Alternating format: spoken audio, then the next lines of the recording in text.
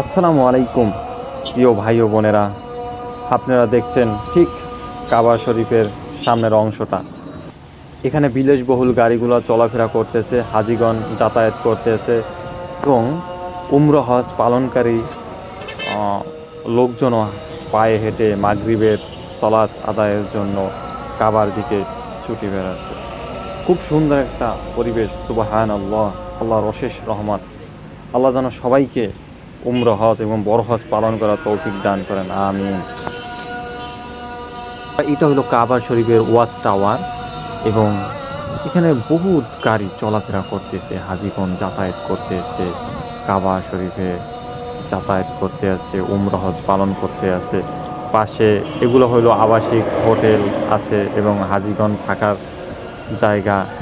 কাবা শরীফে আসলে মন শীতল হয়ে যায়। সুবহানাল্লাহ, আল্লাহর অশেষ রহমত এখানে। যে দোয়া করবে এখানে দোয়া কবুল স্থানের জায়গা এবং আল্লাহ পাকের একটা পবিত্র স্থান হলি কাবা।